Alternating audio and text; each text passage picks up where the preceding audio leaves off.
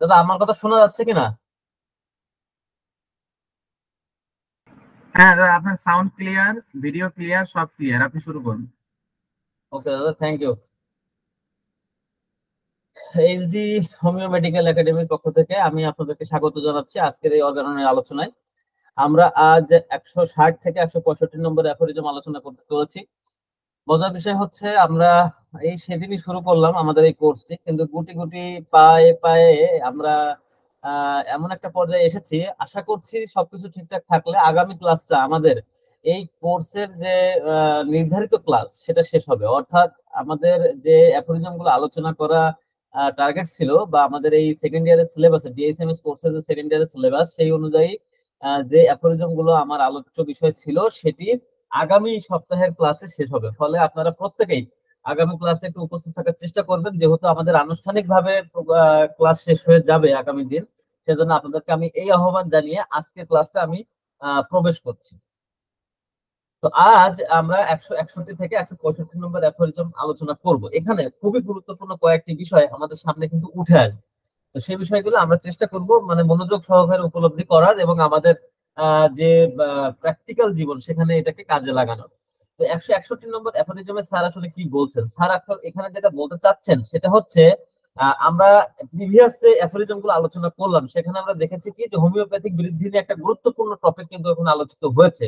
Homeopathic বৃদ্ধিটা কি ছিল? Homeopathic বৃদ্ধিটা হচ্ছে সেই বৃদ্ধি যেখানে আপনি সদৃশ্য বিধান মতে উপযুক্ত ঔষধ যখন আপনি নির্বাচন করবেন, সেই উপযুক্ত ঔষধ রোগীর শরীরে যাওয়ার পরে রোগী যে সমস্ত কষ্টগুলো নিয়ে এসেছিল সেই কষ্টগুলো তাৎক্ষণিকভাবে একটু বৃদ্ধি পরিলক্ষিত হয় বা রোগী এটা অনুভব করে থাকে। এই যে সামান্য একটু বৃদ্ধি, এইটাকেই আসলে হোমিওপ্যাথিক বৃদ্ধি বলা হয়ে থাকে, যেটা ব্যাখ্যা কেন হয় কিভাবে হয় সেটা আমরা ওই উক্ত আলোচনাতে আমরা সেগুলো আহ মানে অত্যন্ত ইলাবোরেটলি সেগুলো আমরা আলোচনা করেছি। তো এই যে আমরা হোমিওপ্যাথিক বৃদ্ধির কথা বলছি, স্যার 161 নম্বর অ্যাফোরিজমের মাধ্যমে আমাদেরকে এই বিষয়টি স্পষ্ট করছেন যে এই হোমিওপ্যাথিক বৃদ্ধি এটা কি সব ক্ষেত্রেই গুরুত্বপূর্ণ, বা এই হোমিওপ্যাথিক বৃদ্ধি এটা কি সকল ক্ষেত্রেই গ্রহণযোগ্য। দেখা গেছে কি এইখানে স্যার আমাদেরকে সেই বিষয়টি সতর্ক করে দিচ্ছেন। আমি গত আলোচনায় বলেছিলাম যে হোমিওপ্যাথিক বৃদ্ধি হলে অনেক সময় রোগী বিচলিত হতে পারে, পাশাপাশি রোগী যেহেতু বিচলিত হয়ে যাবে এবং ওই বিচলিত রোগী এসে যখন ডাক্তারকে প্রেশারাইজ করবেন, ডাক্তারও কিন্তু বিচলিত হয়ে যেতে পারে যদি কিনা উনি হোমিওপ্যাথিক বৃদ্ধি সম্পর্কে পর্যাপ্ত ধারণা না রাখেন।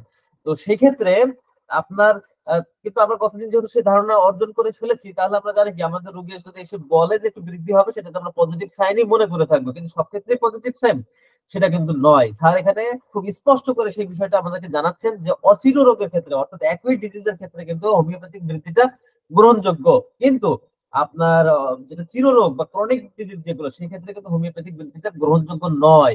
আচ্ছা, শুধু এইটুকুই কি কথাটা সারাংশ না? এর এর একটু শেষ অংশ রয়েছে, কিন্তু মূল বক্তব্যটা হচ্ছে এইটা যে আপনি হোমিওপ্যাথিক বৃদ্ধি, এই বৃদ্ধিটা অ্যাকুইট ডিজিজের ক্ষেত্রে এটা আপনি মেনে নিতে পারবেন, কিন্তু যদি ক্রনিক ডিজিজ হয় সেই ক্ষেত্রে কিন্তু এটা মেনে নেওয়া যাবে না, বা এই জিনিসটাকে যদি হোমিওপ্যাথিক বৃদ্ধি হয় সেই ক্ষেত্রে সেটা কিন্তু শুভ সংকেত নয়। তাহলে কি হোমিওপ্যাথিক বৃদ্ধি কি ক্রনিক ডিজিজে হয় না? হয়, সেটাও স্যার এখানে বলছেন সেটা শেষ পর্যায়ে হয়। আমরা যখন অ্যাফোরিজমটা পড়ে ফেলবো তখন বুঝবো যে কেন আমরা অচির রোগের ক্ষেত্রে হোমিওপ্যাথিক বৃদ্ধি আমরা গ্রহণ করব ওষুধ দেওয়ার সাথে সাথে বা কিছুক্ষণের মধ্যে, কিন্তু চিররোগের ক্ষেত্রে কেন আমরা সেটা মনে করব না, সেটার ব্যাখ্যাটা আসলে এখানে আমাদের স্পষ্ট চলে আসবে যখন আমরা অ্যাফোরিজমটা পড়বো। তো আসুন আমরা অ্যাফোরিজমটা পড়ি এবং আমরা দেখবো যে এতক্ষণ যেটা বললাম এই কথাটি স্যার আসলে এখানে বলতে চেয়েছেন।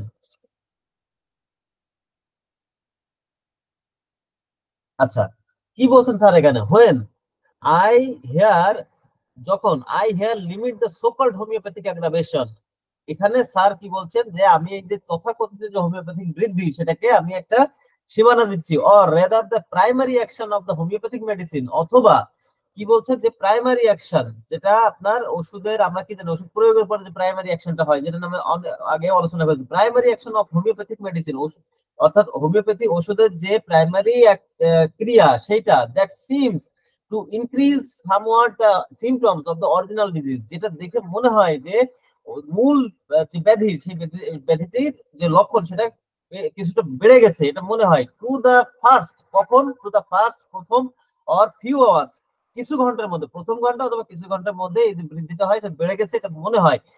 দিস ইজ সার্টেনলি ট্রু, এটা মানে নিশ্চিতভাবে সত্য। শুধু সত্য না, নিশ্চিতভাবে সত্য, with respect to disease of the more acute character. দেখুন স্যার এখানে এই কথাটা কিন্তু কতটা সুন্দর করে বলছেন যে with respect to disease of the more acute character, অর্থাৎ তরুণ চরিত্র বিশিষ্ট বা তরুণ যে বৈশিষ্ট্যপূর্ণ যে সমস্ত মানে যেগুলো আপনার অচির রোগের যে সমস্ত রোগ, সেই রোগের বৈশিষ্ট্যপূর্ণ রোগের ক্ষেত্রে এটা কিন্তু নিশ্চিতভাবে সত্য যে এই বৃদ্ধিটা হবে, এটা নিশ্চিতভাবে সত্য। And of the recent origin, অর্থাৎ এখানে স্যার এটা বলছেন অ্যাকুইট ক্যারেক্টার, অর্থাৎ অ্যাকুইট বা তরুণ রোগ যেগুলো সেগুলো, অথবা যেগুলো রিসেন্ট অরিজিন অর্থাৎ কিছুদিন যাবত যে রোগটা আপনার রোগীর মধ্যে এসেছে সেটা কথা স্যার এখানে বলছেন। বাট কিন্তু where medicine of the long acting have to combat of a malady, কিন্তু হোয়ার যেখানে medicine of the long acting অর্থাৎ দীর্ঘমেয়াদী কার্যকরী ওষুধের ক্ষেত্রে কি করবে, সেই দীর্ঘমেয়াদী কার্যকরী have to combat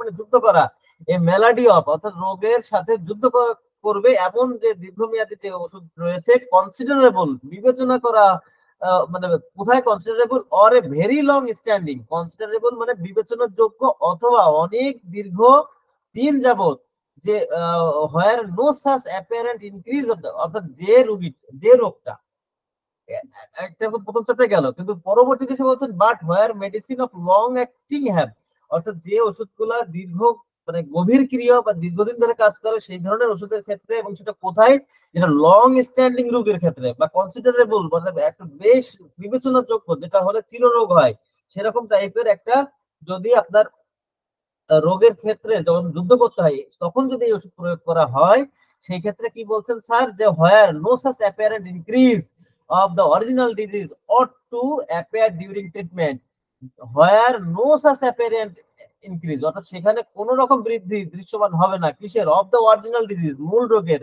ought to মানে উচিত হবে না, সেটা বৃদ্ধি, ওই বৃদ্ধিটা উচিত হবে না, অ্যাপিয়ার ডিউরিং ট্রিটমেন্ট কখন, যতক্ষণ পর্যন্ত তার ট্রিটমেন্ট চলবে, and it does not so appear if the accurately chosen the medicine was given in proper small, অর্থাৎ এখানে বলতে চাচ্ছেন যদি এবং if it does not appear এবং এটা মানে প্রদর্শিত হবে না in the accurately, কোথায়, if the accurately যদি কিনা খুব যথাযথভাবে বা সঠিকভাবে নির্বাচিত হয়, কিভাবে নির্বাচিত ওষুধ was given মানে প্রয়োগ করা হয় in proper small, অর্থাৎ যথেষ্ট ক্ষুদ্র, গ্রাজুয়ালি হায়ার ডোজ ক্রমান্বয়ে উচ্চ শক্তি, is somewhat modified with renewed dynamization, অর্থাৎ যেটা 247 নম্বর অ্যাফোরিজমে স্যার বলছেন যে কি ক্ষুদ্র ক্রমবর্ধমান উচ্চ শক্তিতে যখন প্রয়োগ করা হয় তখন এটার কখনো প্রয়োজন হবে না, তখন এটা ওই যে বৃদ্ধিটা সেটা আপনার চিররোগের ক্ষেত্রে দৃশ্যমান, এটা উচিত হবে না।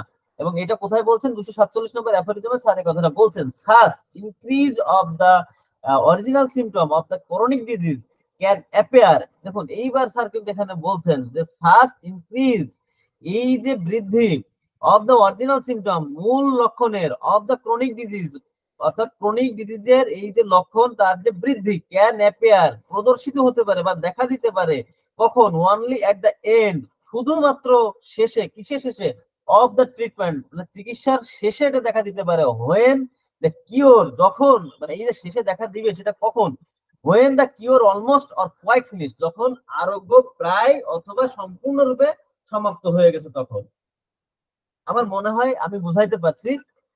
এখানে স্যার যেটা বলতে চাচ্ছেন, উনি বলছেন যে উনি যে হোমিওপ্যাথিক বৃদ্ধির যে কথা উনি বলেছেন সেটার উনি একটা সীমারেখা এখানে উনি দিতে যাচ্ছেন, বা এখানে উনি সেটার একটা ধারণা উনি দিচ্ছেন এভাবে যে এটা চিররোগের ক্ষেত্রে, যে রোগটা অল্পদিন রোগীর শরীরে বাসা বেঁধেছে বা যে রোগের এর চরিত্রটাই এমন সেটা অল্পদিন হলে সেটা আসলে আপনার তরুণ রোগ, সেই ধরনের আপনার রোগের ক্ষেত্রে এই হোমিওপ্যাথিক বৃদ্ধিটা এটা গ্রহণযোগ্য। কিন্তু যদি কিনা যে রোগটা দীর্ঘদিন ধরে রোগীর শরীরে বসবাস করছে সেই ক্ষেত্রে যদি আপনি একটা ওষুধ প্রয়োগ করেন এবং সেটা কি যদি সেটা বৃদ্ধি ঘটায় তাহলে সেটা অনুচিত কাজ হবে, এটা স্যার এখানে স্পষ্ট করে বলছেন। এবং স্যার এটা বলছেন যে আপনি যদি এখানে যথাযথ মাত্রায় ক্রমান্বয়ে উচ্চ শক্তিতে যদি আপনি ওষুধ প্রয়োগ করতে থাকেন তাহলে, এবং সেটা 247 অ্যাফোরিজমে যেভাবে বলা হয়েছে, তাহলে কি হবে, এই বৃদ্ধিটা হবে না এবং রোগী সামনের দিকে আগাবে। সর্বশেষ লাইনে স্যার যেটা বলছেন যে এখানে যে ক্রনিক ডিজিজের ক্ষেত্রেও কিন্তু বৃদ্ধি হতে পারে। সেটা কখন? এন্ড অফ দ্য ট্রিটমেন্ট, অর্থাৎ যখন এই ট্রিটমেন্টের মানে সমাপ্তি হয়েছে তখন এটা বৃদ্ধি হতে পারে, অথবা কি সমাপ্তির কাছাকাছি, মানে অলরেডি তার কিওর, তার যে আরোগ্য, সে আরোগ্যটা প্রায় সমাপ্ত হয়ে গেছে অথবা সমাপ্ত হয়ে গেছে, এরকম পর্যায়ে বৃদ্ধি হতে পারে। এখন এখানে প্রশ্ন দুইটা আসতে পারে। একটা হচ্ছে যে কেন এই ঘটনা ঘটে, কেন চিররোগের ক্ষেত্রে এটা গ্রহণযোগ্য আর আপনার অচির রোগের ক্ষেত্রে সরি অচির রোগের ক্ষেত্রে গ্রহণযোগ্য কিন্তু চিররোগের ক্ষেত্রে গ্রহণযোগ্য নয়, এটা একটা প্রশ্ন। দ্বিতীয় প্রশ্নটি হতে পারে কেন আমাদের আহ চিররোগের ক্ষেত্রে তার আরোগ্য বা ট্রিটমেন্ট যখন শেষ, অর্থাৎ যখন তার আরোগ্যটা প্রায় হয়ে গেছে বা সম্পূর্ণ শেষ, তখন কেন বৃদ্ধি হবে? আরোগ্য তো হয়ে গেছে, তাহলে কেন বৃদ্ধি হবে? এই দুইটা প্রশ্ন এখানে আসতে পারে, যেটা আলোচনা করাটা খুবই গুরুত্বপূর্ণ। দেখুন আপনি আপনি আমাকে বলছে ট্রমা সেন্টার, এখন ট্রমা সেন্টার আমি বুঝতেছি ফ্যামিলি ট্রমা সেন্টার, ঠিক আছে। আমি ওইটাই, আমার সাথে যখন কথা হয়েছিল ওনার ফোনে কান্নাকাটি করতেছিল, তো কথা বোঝা যায়নি, কি একটা লোকেশন বলছে কিছুই বুঝতে পারলাম না, রেখে দিচ্ছে, ঠিক আছে। এখন আমি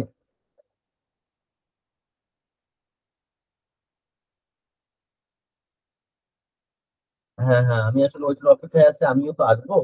তো আসলে আমি কিছু জানতে পারলাম, জানাচ্ছি এত, ঠিক আছে। আমি একটা ক্লাস নিচ্ছি, আমি ক্লাস নিয়ে আমি বেরোবো, ঠিক আছে। আচ্ছা, আমি জানতে পারলে এবার আমি জানাই দিচ্ছি, কেমন?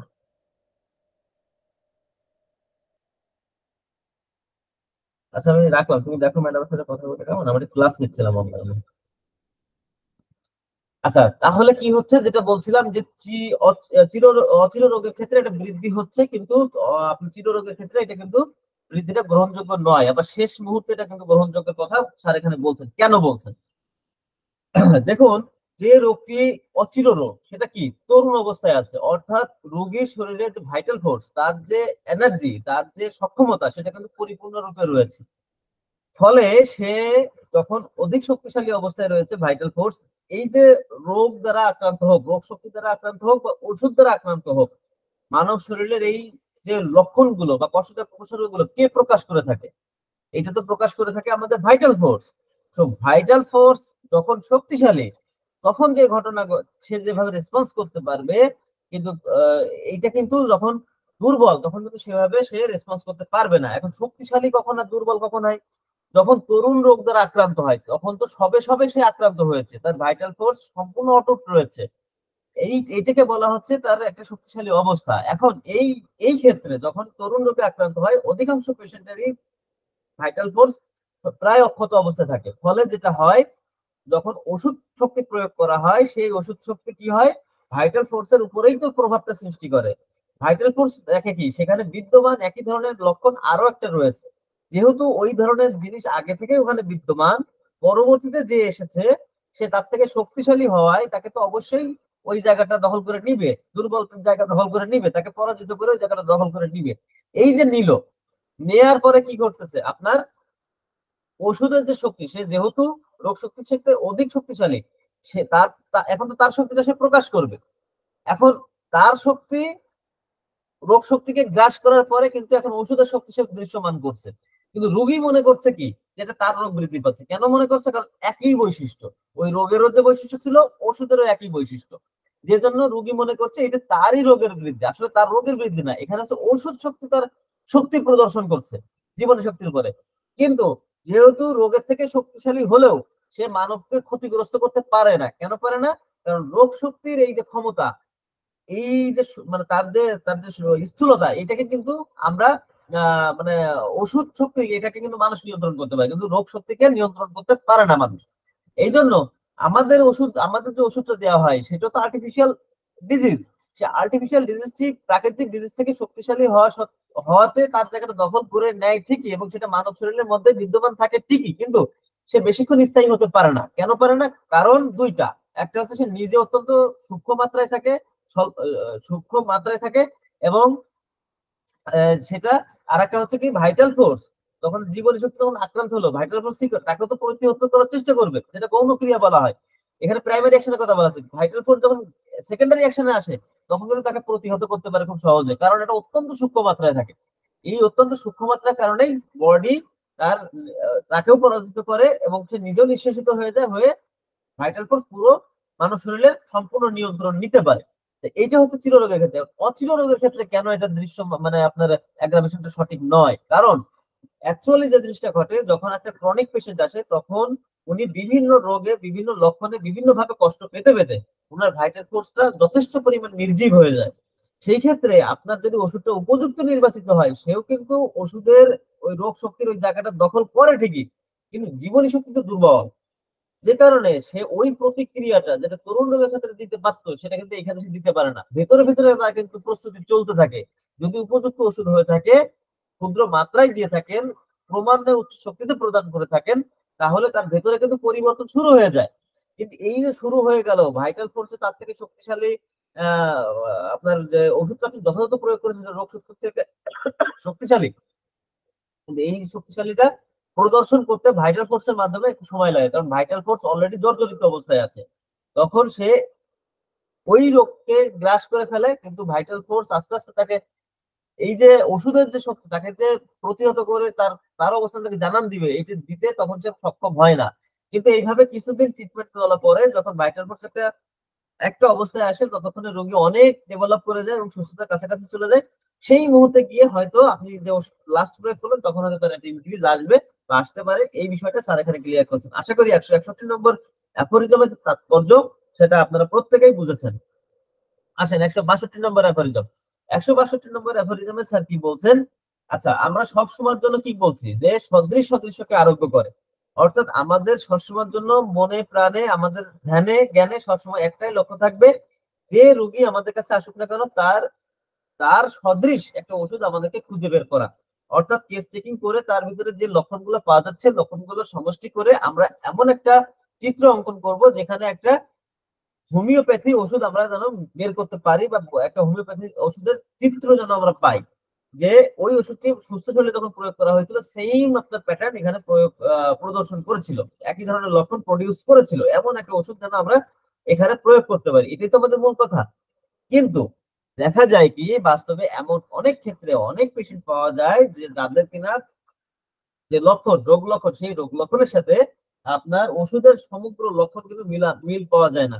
এখানে একটা কথা বলে নেওয়া খুবই দরকার, কারণ আমরা এর আগের অ্যাফোরিজম 156 নম্বর অ্যাফোরিজমে পড়েছিলাম যে কখনোই দুইটা ত্রিভুজ সর্বসম হতে গেলে যেমন সাদৃশ্য দুই তিনটা বাহুই পরস্পর সদৃশ হয় অথবা তিনটা কোণ পরস্পর সদৃশ হতে হয়, ঠিক অনুরূপ ভাবে রোগ লক্ষণ এবং ওষুধের লক্ষণ এরকম ত্রিভুজের মতন সর্বসম ত্রিভুজের মতন সদৃশ পাওয়া যায় না। প্রত্যেক ক্ষেত্রে কিছু না কিছু বিসদৃশ লক্ষণ থেকে যায়, অবশিষ্ট থেকে যায়। কিন্তু এইখানে কিন্তু আসলে ঠিক ওইটা কথা বলা হচ্ছে না। সেখানে বিসদৃশ থাকলেও সেখানে কি হয় যে একটা ওষুধের চিত্র ফুটে ওঠে। যেমন ন্যাট্রামিউরের সকল লক্ষণ আমরা রোগীর মধ্যে পাচ্ছি না, আবার রোগীর মধ্যে কিছু লক্ষণ আছে যেটা ন্যাট্রামিউরের আমরা মেডিকেলে দেখি না। তাহলে আমরা কি সেখানে ন্যাট্রামিউর দিব না? দিব, যদি কিনা দেখি তার ভিতরে সেই বৈশিষ্ট্য সূচক ন্যাট্রামিউরের লক্ষণ রয়েছে। কারণ আমরা কি রোগীকে আমরা অনুসন্ধান করি, রোগকে না, যেটা কোন মেডিসিনের রোগী। প্রত্যেকটা মেডিসিনের কিছু বিশেষ চরিত্রগত বৈশিষ্ট্যগত রয়েছে। এই চরিত্রগত বৈশিষ্ট্য দেখা যায় যে অনেক ক্ষেত্রেই পাওয়া যায় না। আমি মূল বক্তব্য এটা বলতে চাচ্ছি, চরিত্রগত বৈশিষ্ট্য পাওয়ার সত্ত্বেও কোন একটা রোগের মধ্যে সে ন্যাট্রামিউর হোক, এপিসমেল হোক বা অন্য কোনো মেডিসিন হোক, তার চরিত্রগত লক্ষণ পাওয়ার পরেও দেখা যায় কি অনেক লক্ষণ আছে যেটা ওষুধের সম্পূর্ণ লক্ষণ রোগীর মধ্যে নেই, আবার রোগীর মধ্যে অনেক লক্ষণ আছে যেটা ওষুধের মধ্যে পাওয়া যায় না।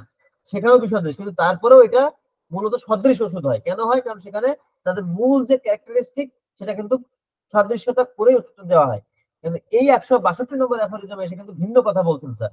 এখানে এসে বলছেন এই আমরা সবসময় সদৃশ ওষুধ মানে আমরা চেষ্টা করবো দেওয়ার জন্য, কিন্তু যদি কিনা কখনো এমন আমরা পেশেন্ট পেয়ে থাকি বা পেশেন্ট পেয়ে যায় যে ক্ষেত্রে আসলে তার কোনো ক্যারেক্টারিস্টিক যে সিমটম, তার মধ্যে পিকুলিয়ার যে সিমটম, আনকমন যেসব সিমটম যেগুলোকে কোনো ওষুধকে ইন্ডিকেট করে এমন কোনো কিছু পাওয়া যাচ্ছে না, তার ভিতরে যে লক্ষণগুলো আছে এটা এলোমেলো অবস্থার মধ্যে রয়েছে, তাহলে কি আমি কোনো ট্রিটমেন্ট করবো না? আমরা কিন্তু অবশ্যই ট্রিটমেন্ট করব। সেই নির্দেশনাটা স্যার আসলে এখানে দিচ্ছেন। সেই ক্ষেত্রে কি করব সেটাই স্যার এখানে বলছেন যে আমাদের কাছে তার সাথে যতটুকু সিমিলার আছে সর্বোচ্চটা মিলিয়ে তখন একটা ওষুধ দিতে হবে, এবং এই ওষুধ দেওয়ার পরে আমরা পর্যবেক্ষণ করব, অবজারভেশনে রাখবো যে আসলে তার প্রকৃত চেহারাটা ফুটে ওঠে কিনা। তখন তার এই আংশিক মিল বা আংশিক সিমটম নিয়েই আমাদের ওষুধ দিতে হবে। সর্বোচ্চ যে ওষুধের সাথে মিল আসে সেটা দিয়ে তাকে ওষুধ প্রয়োগ করতে হবে। এতে করে দেখা যায় যে তার এই যে জটিলতাটা সরল হয় এবং তার প্রকৃত চেহারা চলে আসে। ফুল মেডিসিন তখন অনুসন্ধান সাধারণত পাওয়া যায়, অথবা তাকে ওই ওষুধেই হয়তো তাকে কিছু আরোগ্য করে থাকে। সেই বিষয়টা স্যার আসলে এখানে বলছেন। এজন্য আমি এখানে লিখেছি যে আবিষ্কৃত হোমিওপ্যাথিক ওষুধের তালিকার মধ্যে থেকে রোগীর সদৃশ উপযুক্ত ওষুধ না পেলে আংশিক সদৃশ ঔষধ প্রয়োগ করা যেতে পারে। আসুন আমরা অ্যাফোরিজমটা পড়ে ফেলি। কি বলছেন? সামটাইমস, কখনো কখনো, হ্যাপেন্স, ঘটে, owing to the moderate number of medicine, অর্থাৎ এই যে মানে বেশ পর্যাপ্ত সংখ্যক ওষুধের মধ্যে, ইয়েট নোন উইথ, এবং এমনকি পরিচিত, মানে অনেক ওষুধের মধ্যেই এমন ঘটে থাকে। এমন কি মানে ইয়েট মানে এমন কি নোন উইথ রেসপেক্ট, মানে তারা পরিচিত কিসের দ্বারা? রেসপেক্ট টু দেয়ার ট্রু, তাদের তাদের মানে কি ওষুধের, তাদের সত্য এন্ড পিওর বিশুদ্ধ অ্যাকশন, মানে সত্য এবং বিশুদ্ধ অ্যাকশন দ্বারা তারা পরীক্ষিত এমন ওষুধের মধ্যেও এরকম ঘটে থাকে। দ্যাট কি ঘটে থাকে? That but A portion of the symptom, একটা পোর্শন মানে কি একটা অংশ, অফ দ্য সিমটম, লক্ষণের, মানে একটা মানে লক্ষণের কিছু পোর্শন, কিছু অংশ, অফ দ্য ডিজিজ, রোগের, আন্ডার ট্রিটমেন্ট, যেটা কিনা মানে চিকিৎসাধীন রয়েছে, এইটার একটা portion are to be met with, অর্থাৎ এই are to be met with মানে সদৃশ্য হয়, with the list of the symptom, কিসের সাথে সদৃশ্য হয়? উইথ ইন দ্য লিস্ট, তালিকা, কিসের তালিকা? Of the symptom of the most appropriate medicine, সঠিক এবং যথাযথ ওষুধের যে লক্ষণের তালিকা আছে তার সাথে আংশিকভাবে সদৃশ্য হয়। তাহলে স্যার এখানে অ্যাফোরিজমটা শুরু করছেন, কখনো কখনো এমন ঘটে, কিছু কিছু সংখ্যক ক্ষেত্রে এমন ঘটে যে আমাদের যে পর্যাপ্ত সংখ্যক আমাদের যে পরীক্ষিত ওষুধ রয়েছে এবং কি যেগুলো আমাদের কাছে পরিচিত, কিভাবে পরিচিত? তাদের সত্য এবং বিশুদ্ধ ক্রিয়া মানে কার্যক্রিয়া দ্বারা যেগুলো আমাদের কাছে মানে প্রমাণিত বা পরীক্ষিত, এমন ওষুধের মধ্যেও এমন পাওয়া যায় যে দেখা যাচ্ছে ওই পরীক্ষিত ওষুধটা হলেও কি হচ্ছে, তার যে সে যে রোগকে ট্রিটমেন্টের জন্য আমি ভাবছি সেই রোগের আংশিক সে কভার করতে পারছে, আংশিক লক্ষণের সাথে তার মিল পাওয়া যাচ্ছে, কিন্তু পুরোপুরি সেটা কভার করছে না। যদি এমনটা হয়, কনসিকুয়েন্টলি দিস ইমপারফেক্ট, ফলস্বরূপ, দিস ইমপারফেক্ট মানে এইরকম অবস্থাতে, এই ফলস্বরূপ দিস ইমপারফেক্ট, এই অনুপযুক্ত মেডিসিনাল মরবিক এজেন্ট মানে ওই ওষুধ মাস্ট বি এমপ্লয়েড, অবশ্যই প্রয়োগ করতে হবে, for lack of more perfect one, for lack of more perfect, lack মানে কি ঘাটতি, তাহলে মোর পারফেক্ট ওয়ান মানে কি যে ওষুধটা আমি প্রয়োগ করতে চাচ্ছি সেটা যেহেতু আংশিক এজন্য ইমপারফেক্ট বলা হচ্ছে, কিন্তু যেহেতু তার থেকেও অধিক পরিমাণে যথাযথ উপযুক্ত ওষুধের ঘাটতি রয়েছে, তাই আমরা তখন এটা অবশ্যই প্রয়োগ করে ছাড়বো বা এটা আমরা তখন অবশ্যই প্রয়োগ করার চেষ্টা করবো। তো এইখানে আসলে মূল মেসেজ এইটাই, যদি আমরা কখনো এমন কোনো সিচুয়েশন পাই যে ক্ষেত্রে আমরা দেখতে পাচ্ছি যে রোগীটার ভিতরে যে লক্ষণ, রোগী তো অবশ্যই লক্ষণ দিচ্ছে, কিন্তু এই লক্ষণগুলো কোনো একটা মেডিসিনকে ডিফাইন করতে পারছে না, যে লক্ষণগুলো দিচ্ছে সুনির্দিষ্ট ভাবে কোনো ওষুধের চিত্র সেখানে আমরা খুঁজে পাচ্ছি না, তখন কি আমরা বসে থাকবো? না, আমাদের দায়িত্ব হচ্ছে রোগীকে রিলিফ দেওয়া। তখন যেটা করতে হবে, আমাদের রোগীর যে সিমটম গুলো ওই সময় প্রাপ্ত হচ্ছে তার সাথে সর্বোচ্চ সাদৃশ্য রেখে আমাদের ওষুধ দিতে হবে, সেটা যদিও ইমপারফেক্ট, অনুপযুক্ত, কেন? কারণ সেটা আংশিক সদৃশ হয়েছে, তাহলেও তখন সেটা দিয়ে আমাদের ট্রিটমেন্ট শুরু করতে হবে। কারণ কি? কারণ আমার হাতে ওই পর্যাপ্ত মানে ওর থেকে অধিক তোর উপযুক্ত ওষুধ আমার হাতে নাই, তাই আমাকে তখন এটা দিয়ে ট্রিটমেন্ট করতে হবে। এই অ্যাফোরিজম টিপ এটার এই কনসেপ্টের পাশাপাশি আরেকটা বার্তাও দিয়ে থাকে, সেটা কি? তার মানে কি স্যার যতগুলো এই পর্যন্ত আবিষ্কার করেছেন, স্যারের সময় যতগুলো আবিষ্কার করেছিলেন তার বাহিরেও কিন্তু অনেক প্রকৃতিতে অনেক উপাদান রয়েছে যেগুলোর কিন্তু পরীক্ষা নিরীক্ষা করা প্রয়োজন, যার মধ্যে হয়তো এই পেশেন্টেরই যেটা নিয়ে আমরা আলোচনা করছি, এটা যে পেশেন্টের কথা আমরা চিন্তা করি অ্যাপ্রোচটা বলা হচ্ছে, দেখা যাচ্ছে ওই পেশেন্টের লক্ষণকে কাভার করে এমন ওষুধ হয়তো প্রকৃতির মধ্যে রয়েছে। অর্থাৎ মূল কথা এখানে আরেকটা মেসেজ এই অদৃশ্য ভাবে রয়েছে, আমাদের প্রত্যেককে কিন্তু অনুসন্ধান করতে হবে। আমরা প্রত্যেকে যারা হোমিওপ্যাথি ফিজিশিয়ান আছি আমাদেরকে অনুসন্ধান করতে হবে। কি অনুসন্ধান করতে হবে?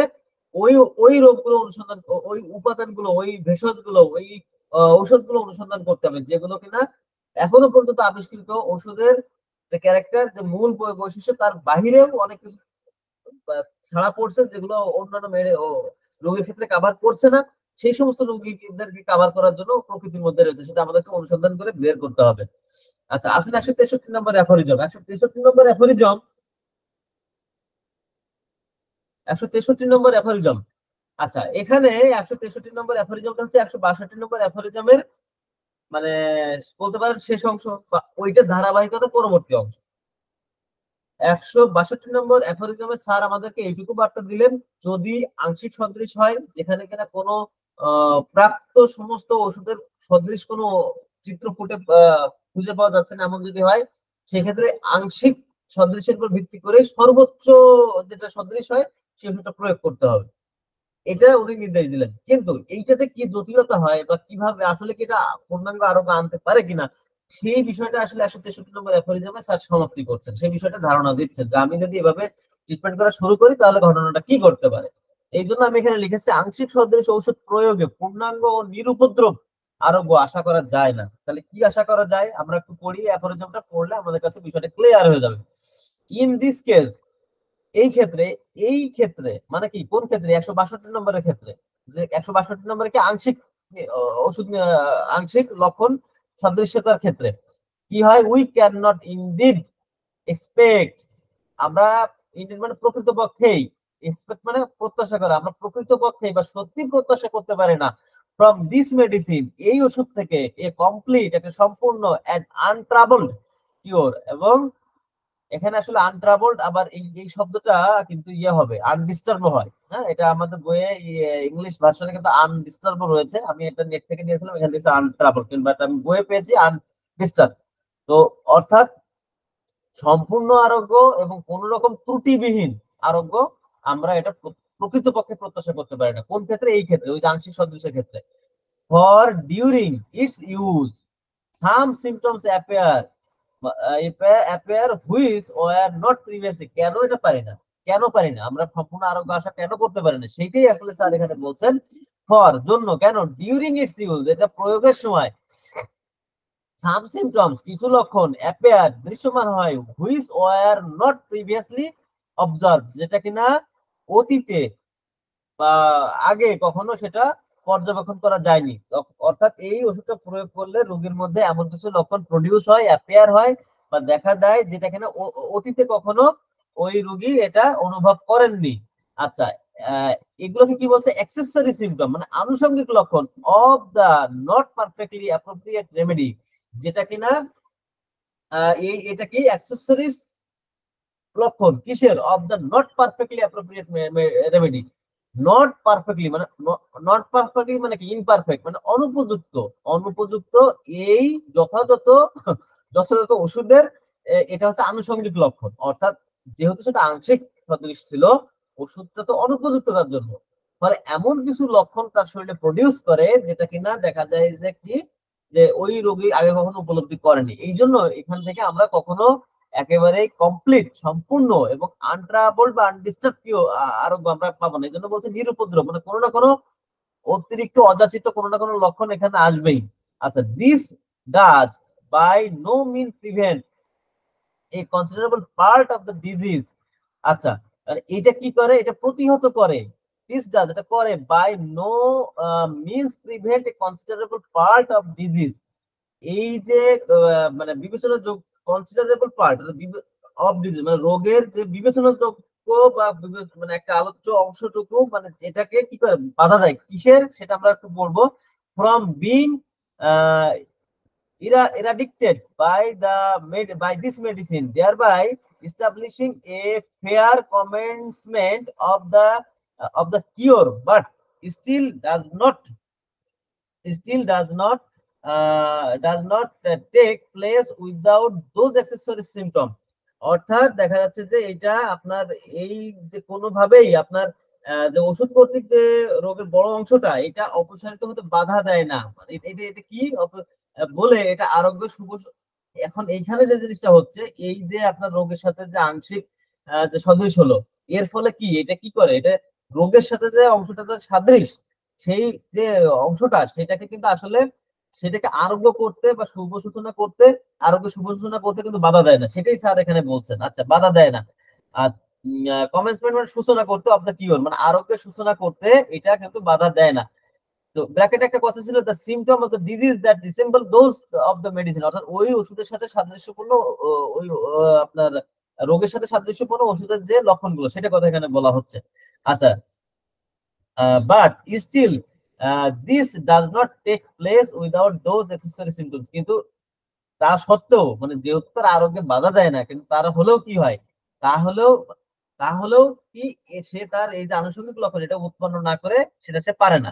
আচ্ছা, which are however always moderate when the dose of the medicine is insufficiently minor. এবং এই ক্ষেত্রে স্যার আবারও বলছেন, আবারও এই কথাটা রিপিট করছেন, যেটা আমরা আগেও জানি যে যত আপনি ক্ষুদ্র মাত্রায় দিবেন তত তার এই ধরনের লক্ষণগুলো কম পাওয়া যাবে। সেটাই স্যার বলছেন যে which are however always moderate when the dose of the medicine is sufficiently minor, যত বেশি পর্যাপ্ত পরিমাণে সূক্ষ্ম হবে তত এটা আপনার কি হবে, এই ধরনের লক্ষণগুলো কম দিবে। কোন ধরনের লক্ষণ? যেগুলো ওই রোগী আগে কখনো প্রডিউস করে নাই। অর্থাৎ এই অ্যাফোরিজমটার মূল বক্তব্যটা হচ্ছে এটা, যেহেতু এটা একটা আংশিক সদৃশ ওষুধ ছিল, সেহেতু এই ওষুধটা প্রয়োগ করলে আমরা সম্পূর্ণ এবং কোন রকম আপনার উপদ্রব ছাড়া যে আরোগ্য এটা আমরা প্রত্যাশা করতে পারবো না। কেন পারবো না সেটা কারণ এখানে ব্যাখ্যা করছেন স্যার, কারণ এখানে একটা অতিরিক্ত কিছু লক্ষণ প্রডিউস হয়ে থাকে এই ধরনের ক্ষেত্রে, যেটা কিনা রোগী হয়তো আগে কখনো সে উপলব্ধি করে না, তার অতীত জীবনে কখনো সে এই অভিজ্ঞতা হয় নাই, এমন কিছু লক্ষণ প্রডিউস করে যেটা কারণ ওই মেডিসিনের। তো এটা একটা কথা এখানে বলছেন, যে কারণে আমরা ওইরকম আরোগ্য করবো না। কিন্তু তাই বলে কি তার আরোগ্য থেমে যাবে? না, তার আরোগ্য থামবে না। এখানে তার আরোগ্যটা হয়তো আসবে, কিন্তু সেই আরোগ্যটা আসলেও এই লক্ষণগুলো প্রডিউস করবে। পাশাপাশি স্যার আর একটা মেসেজ দিচ্ছেন যে এই সমস্ত ক্ষেত্রে আমরা যদি সূক্ষ্ম থেকে সূক্ষ্মতম মাত্রা প্রয়োগ করে থাকে, তাহলে রোগীর ভিতরে এই ধরনের অযাচিত লক্ষণের যে পীড়া বা যে কষ্ট বা যে সমস্যা সেটা কিন্তু অনেক অংশেই কমে যাবে বা সেটা নিয়ন্ত্রণের মধ্যে থাকতে পারে। আচ্ছা, আসলে 164 নম্বর অ্যাফোরিজম, 164 নম্বর অ্যাফোরিজমে স্যার কি বলছেন যে অসংখ্য সাধারণ লক্ষণ থেকে অল্প সংখ্যক বৈশিষ্ট্যপূর্ণ লক্ষণ অধিক মূল্যবান এবং তা আরোগ্য সূচনা করে। অর্থাৎ আমরা এই যে এতক্ষণ অনেক লক্ষণের কথা নিয়ে আলোচনা করলাম, মানে অ্যাগ্রাভেশন থেকে শুরু করে তারপরে দেখা যাচ্ছে যে আমরা আংশিক সদৃশের ক্ষেত্রে আমরা আলোচনা করলাম, অ্যাগ্রাভেশন কোথায় উপযুক্ত, মানে চিররোগের ক্ষেত্রে অনুপযুক্ত এবং অচিররোগের ক্ষেত্রে উপযুক্ত মানে গ্রহণযোগ্য, সেটা কিন্তু স্যার আসলে বলেছেন। এখন না বলা হচ্ছে কি যে আমরা তো এই যে লক্ষণ নিয়ে যেহেতু এত কথা বলছি, তাহলে এখন এই লক্ষণের পরে উনি একটু আলোকপাত করলেন এবং স্যার এখানে বলছেন যে আমরা যে কেস টেকিং করি তখন তো অসংখ্য লক্ষণ পাই।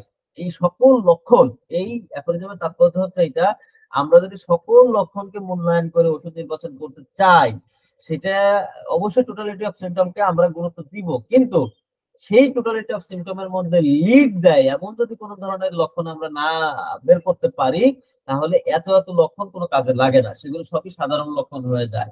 তো সাধারণ লক্ষণগুলো থেকে খুব বেশি গুরুত্বপূর্ণ এবং বৈশিষ্ট্যপূর্ণ হচ্ছে কোনগুলা, যেগুলো হচ্ছে আপনার অদ্ভুত লক্ষণ, যেগুলো পিকুলিয়ার লক্ষণ, এই ধরনের যে লক্ষণগুলো আছে সেটা নেতৃত্ব দেয় অন্যান্য সকল লক্ষণকে, এরকম যদি পাওয়া যায় সেটা আসলে অধিক মূল্যবান। সেটাই আসলে স্যার এখানে বলছেন। আসেন আমরা একটু অ্যাফোরিজমটা পড়ি। স্যার কি বলছেন, the small number of homeopathic, small number মানে অল্প সংখ্যক হোমিওপ্যাথিক সিমটম সাদৃশ্যপূর্ণ লক্ষণ বা present in the best selected medicine.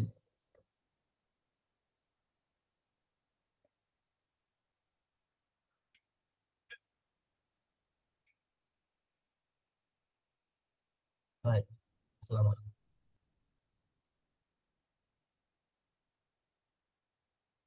ওটা কালকে তুলে খান।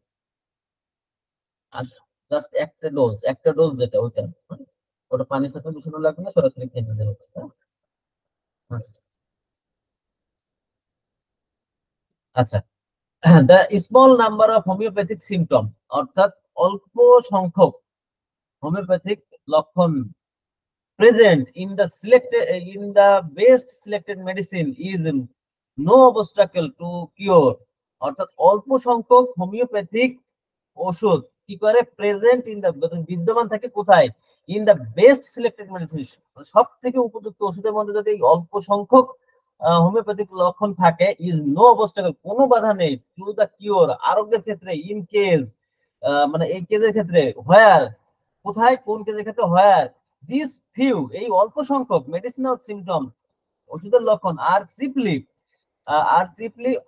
মানে প্রধানত এই অল্প সংখ্যক হোমিওপ্যাথিক লক্ষণ আর চিপলি প্রধানত অফ অ্যান আনকমন, আনকমন মানে কি অসাধারণ, কাইন্ড অসাধারণ প্রকৃতির হয়, and such as are peculiar, মানে পিকুলিয়ার মানে অদ্ভুত বা বৈশিষ্ট্য সূচক, ডিস্টিংটিভ বা ক্যারেক্টারিস্টিক চরিত্রগত লক্ষণ হয় অফ দ্য ডিজিজ, যদি রোগের অসাধারণ, পিকুলিয়ার বা আপনার অদ্ভুত বা বৈশিষ্ট্য সূচক বা চরিত্রগত লক্ষণের সাথে যদি এই অল্প সংখ্যক লক্ষণ মেলে, তাহলেও এটা আরোগ্যের পথে কোনো বাধা সৃষ্টি, কোনো অবস্টাকেল থাকে না, কোনো বাধা থাকে না।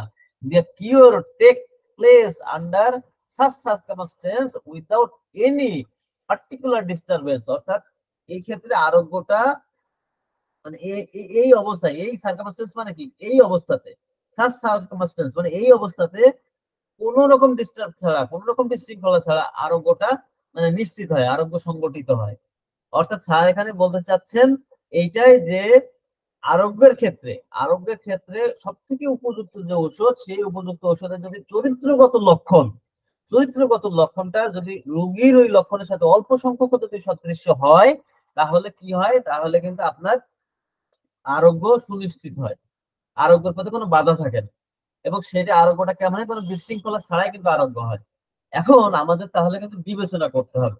আমরা তো পেশেন্ট আসলে শত শত লক্ষণ নেওয়ার চেষ্টা করি, লক্ষণ আসে, কিন্তু আমাদের মূল উদ্দেশ্য ফোকাসটা থাকতে হবে কি, মানে একটা কথা আছে না, শগুন যত উপরেই যাক না কেন তার দৃষ্টি থাকবে ভাগাড়ে, যে কোথায় গরু মরলো, কোথায় ছাগল মরলো, এটা কিন্তু খাইতে হবে তাই। তার মানে আপনি যতই উপর থেকে ফোকাস করুন না কেন, আপনি যতই মানে রোগীর দিকে প্রখর দৃষ্টি রাখুন না কেন। দাদা কোনো সংবাদ জানতে পারছেন স্যার কোন পর্যন্ত আসছেন? হ্যাঁ, আপনি কোনো সংবাদ জানতে পারছেন কিনা স্যার কোন পর্যন্ত আসছে?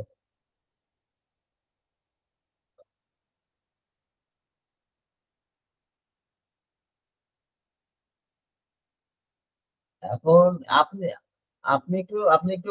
আপনি শোনেন, আমি এইচডি তে ক্লাস নিচ্ছি, 10টায় ক্লাস ছিল, এই অ্যাক্সিডেন্টের কথা শুনে আমি ক্লাস আগাই নিচ্ছি, এখন আমি ক্লাস নিচ্ছি।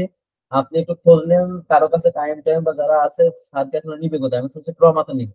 এখন আপনি যেটা হোক এই তথ্যটুকু নিতে থাকেন, আমি ক্লাস নিচ্ছি, হ্যাঁ। আচ্ছা। তাহলে কি বলছিলাম যে আমরা আপনার রোগীর ক্ষেত্রে কি করতে হবে, যে আমাদের তখন এই অল্প সংখ্যক লক্ষণটাকে কিন্তু তখন বেশি গুরুত্ব দিতে হবে। অর্থাৎ আমি অনেক লক্ষণ নিলাম, আমি যেটা বলছিলাম যে আমাদের দৃষ্টি থাকতে হবে শকুনের মতন, যে কোথায় সেই জিনিসটা আছে, অর্থাৎ আমি অনেক লক্ষণ নিব, অবশ্যই নিব, কিন্তু নিয়ে আমাদের মানে মুড অফ থিঙ্কিং, আমাদের চিন্তার ধারাটা থাকবে এমন যে আমরা ওই এত এত লক্ষণের মধ্যে থেকে একটা বৈশিষ্ট্য সূচক বা একটা ওষুধকে নির্দেশ করে এমন কতগুলো লক্ষণের মধ্যে আমাদের প্রবেশ করতে হবে, এমন কতগুলো জিনিসকে আমাদের ফাইন্ড আউট করতে হবে, খুঁজে বের করতে হবে, সমীকরণ মিলাতে হবে এইখানে, যে এত এত লক্ষণ সবই ঠিক আছে, কিন্তু আমার সব লক্ষণ রোগী প্রেজেন্ট করতেছে, খুব ভালো কথা, কিন্তু ওইটার মধ্যে আসলে মানে ওয়েট আছে কার, ওর ভিতরে মধু আছে কোনটার মধ্যে বেশি, বা আসলে প্রকৃত অর্থে কোন মেডিসিনটাকে সে প্রেজেন্ট করছে, এত লক্ষণের মধ্যে সে কোন মেডিসিনটা ধারণ করতেছে, এইটা আপনাকে খুঁজে বের করতে হবে। এই ক্যারেক্টারিস্টিক লক্ষণ যদি একটাও পান আপনি, তাহলে মনে করেন যে আপনি গেইনার, ওই পেশেন্টের কাছে আপনি ওষুধ দিবেন, দেখবেন যে কারেন্টের মতন আপনার কাজ হচ্ছে।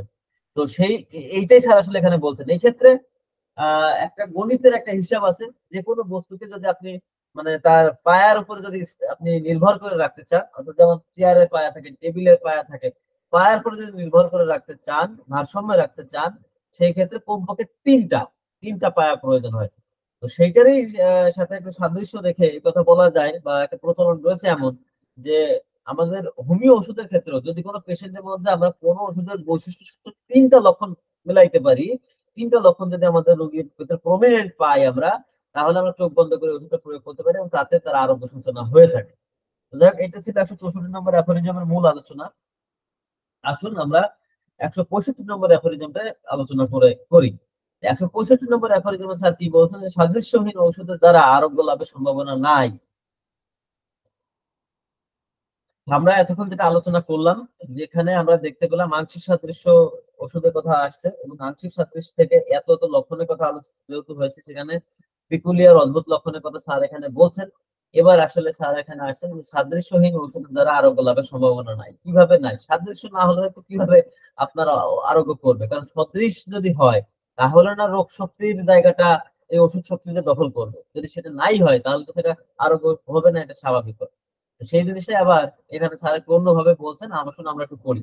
ইফ, যদি, হাউএভার, যা হোক, এমন, among the symptom of the remedy selected, among মানে কিসের মধ্যে the symptom of the remedy selected, মানে লক্ষণের মধ্যে, কিসের লক্ষণের মধ্যে, ওষুধের লক্ষণের মধ্যে যদি এটা মানে নির্বাচিত হয়, কি নির্বাচিত হয়, there be none that accurately resemble, there be none মানে সেখানে নাই, কি নাই, that accurately resemble মানে সাদৃশ্যপূর্ণ, যথাযথ বা সঠিকভাবে সাদৃশ্যপূর্ণ। কি সাদৃশ্যপূর্ণ, দ্য ডিস্টিংটিভ অর্থাৎ সুনির্দিষ্ট, বা এখানে ব্র্যাকেটে দিচ্ছে চরিত্রগত, পিকুলিয়ার যেটা হচ্ছে বৈশিষ্ট্য সূচক, আনকমন অসাধারণ symptoms of the case of the disease, ওই রোগের, মানে ওই যে কেসটা যেটা নিয়ে এখন এই অ্যাপ্লিকেশনে ধরুন একটা কেসের কথা বলা হচ্ছে, সেখানে কি বলা হচ্ছে, সেই কেসের যদি লক্ষণগুলোর মধ্যে মানে আপনার যদি কোন রকম এই ডিস্টিংটিভ বা ক্যারেক্টারিস্টিক, পিকুলিয়ার, আনকমন এই এই এই ধরনের এই বৈশিষ্ট্য সূচক যদি কোন ধরনের সিমটম আপনি না পান, সাদৃশ্যতা না পান, তাহলে কি হয় যে and if the remedy correspond, এবং এবং যদি ওষুধটা সাদৃশ্য করে কিসে, টু দ্য ডিজিজ রোগের সাথে, ওয়ানলি ইন দ্য জেনারেল, আপনার এই পিকুলিয়ার লক্ষণের সাথে সে সাদৃশ্য পেল না, তারপরে সে আনকমন অসাধারণ লক্ষণের সাথে সে সাদৃশ্য পেল না, ক্যারেক্টারিস্টিক লক্ষণের সাথে সাদৃশ্য পেল না, কিন্তু সে পেলো কোথায় পেলো, ওয়ানলি জেনারেল সাধারণ লক্ষণের মধ্যে, ভেগলি ডেসক্রাইবড অর্থাৎ আপনার মানে অস্পষ্ট ভাবে বর্ণিত, ইনডিফিনাইট স্টেট, ইনডিফিনাইট মানে অনির্দিষ্ট স্বীকারোক্তি বা অনির্দিষ্ট যেটা বলা হয় সেরকম অনিরূপিত হয়, যেমন ব্র্যাকেটে স্যার বলছেন বমি, দুর্বলতা, ডেবিলিটি, হেডেক, মাথা ব্যথা, সোপোর্ট, এরকম অনেক কিছু।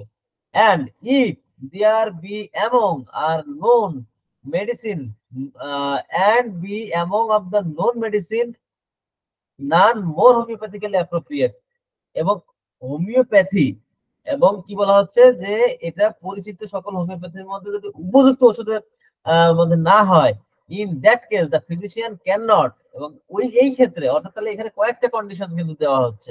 একটা হচ্ছে কি, ওষুধের যে লক্ষণ, রোগের লক্ষণের যদি সেটা ক্যারেক্টারিস্টিক, পিকুলিয়ার, আনকমন এই ধরনের বৈশিষ্ট্যের সাথে যদি সাদৃশ্যপূর্ণ না হয়, সেটা যদি সাধারণ লক্ষণের সাথে সাদৃশ্যপূর্ণ হয়, সেক্ষেত্রে বমি, দুর্বলতা, মাথায় ব্যথা ইত্যাদি এগুলোর সাথে যদি হয়, 2 নম্বর শর্ত গেল।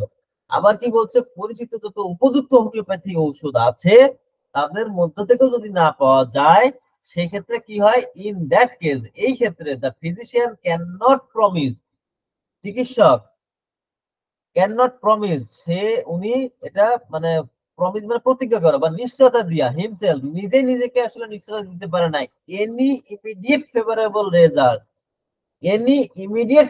রেজাল্ট, অর্থাৎ মানে খুবই দ্রুত কোন একটা মানে আপনার যে ফলাফল, ফ্রম দা এমপ্লয়মেন্ট, মানে এই ফলাফলটা কোথা থেকে, from the employment of this unhomoeopathic medicine, এই অপহোমিওপ্যাথি ওষুধের মানে আপনার এটা কি বলি আসলে বাংলাটা, আনহোমিওপ্যাথিক মানে মানে বিসদৃশ সেই হোমিওপ্যাথি ওষুধ প্রয়োগের দ্বারা তাৎক্ষণিকভাবে চিকিৎসক মানে কোনো ফল লাভের আশা উনি করতে পারেন না, এটাই হচ্ছে মূল কথা। অর্থাৎ এখানে এই আরেকটা কথা এখানে উল্লেখ মানে এইটা থেকে বুঝে নিতে হবে, এই আন হোমিওপ্যাথিক মেডিসিন এই শব্দটা কেন বলা হলো, কারণ দেখা গেল কি এটা দিয়ে কিন্তু আরেকটা প্রসঙ্গ এখানে কিন্তু অবতারণা হয়, স্যার একদম শেষ বাক্যে শেষ শব্দে এসে আরেকটা জিনিসের অবতারণা করেছেন, কিভাবে করেছেন সেটা বলতেছি। তাহলে আগে এসে মূল কথাটাই, তাহলে আমরা এখান থেকে কয়েকটা কন্ডিশন পেলাম। কি কন্ডিশন পেলাম, 1 নম্বর, ওষুধের লক্ষণ যদি সেটা আপনার ক্যারেক্টারিস্টিক না হয়, পিকুলিয়ার না হয়, আনকমন বা অসাধারণ না হয়, তা এটা একটা যদি না হয়, এবং তা ওই রোগীর লক্ষণ যদি আপনার সাধারণ লক্ষণের সাথে যদি সেটা সাদৃশ্যপূর্ণ হয়, যেমন বমি, দুর্বলতা, মাথা ব্যথা, পেট ব্যথা ইত্যাদি, এগুলো সাধারণ লক্ষণের সাথে যদি সাদৃশ্যপূর্ণ হয়, এবং যদি কিনা পরিচিত যে সমস্ত হোমিওপ্যাথিক ওষুধ আছে তার মধ্যে পর্যাপ্ত যে হোমিওপ্যাথিক ওষুধ তার মধ্যে যদি সঠিকভাবে না পাওয়া যায়, সেই ক্ষেত্রে একজন ফিজিশিয়ান কোনোভাবেই নিজেকে নিশ্চয়তা দিতে পারে না যে ওষুধ প্রয়োগের পরে খুব দ্রুত ওই রোগীর কোনোটা আপনার পরিবর্তন হবে, কোনোটা আরোগ্য হবে, কোনো একটা ফলাফল উনি পাবেন, এটা উনি আশা করতে পারেন না। এবং এইটা পারেন না, এবং কেন পারেন না এটা উনি লাস্টে বলছেন আনহোমিওপ্যাথিক মেডিসিন। অর্থাৎ এই যে আপনি ওষুধ প্রয়োগ করলেন, যে ওষুধটা তার ক্যারেক্টারিস্টিকের সাথে মিলছে না, মানে পিকুলিয়ারের সাথে মিলছে না, জেনারেলের সাথে মিলছে, অথচ আবার অন্যান্য যত হোমিওপ্যাথি ওষুধ আছে তার মধ্যে উপযুক্ত ওষুধের মধ্যে থেকে সেটাকে নির্বাচন করা যাচ্ছে না, এরকম যদি হয় তখন এটা আসলে অ্যাকচুয়ালি আমি ফল তো আশা করতে পারবো না, কিন্তু এটাকে আবার স্যার বলছেন এটা হচ্ছে আনহোমিওপ্যাথিক মেডিসিন, অর্থাৎ এটা বিষদৃশ হয়ে যাচ্ছে, তখন এই ওষুধটা বিষদৃশ হয়ে যাচ্ছে। এই জন্য বলা হয়েছিল যে, আমি এই জন্য প্রথমে বলছিলাম কি, যে সদৃশহীন ঔষধ দ্বারা আরোগ্য লাভ সম্ভব নয়, বা আরোগ্য লাভের কোনো সম্ভাবনা নেই। তো যাই হোক, এইটা ছিল আমাদের আজকের মূল আলোচনা, 161 থেকে 165 নম্বর অ্যাফোরিজম। আপনারা এতক্ষণ যারা আমার সাথে সময় দিয়েছেন, এতক্ষণ আমার সাথে যারা ছিলেন, আপনাদের প্রত্যেকে জানাচ্ছি আমার আন্তরিক শুভেচ্ছা ও অভিনন্দন। যদি আপনাদের কোনো প্রশ্ন থেকে থাকে, আপনারা এখন আমাকে প্রশ্ন করতে পারেন, আমি আপনাদের প্রশ্নের উত্তর দেওয়ার চেষ্টা করব। তো এই বলে আমি আমার আজকের সেশন এখানে শেষ করছি। ধন্যবাদ সকলকে।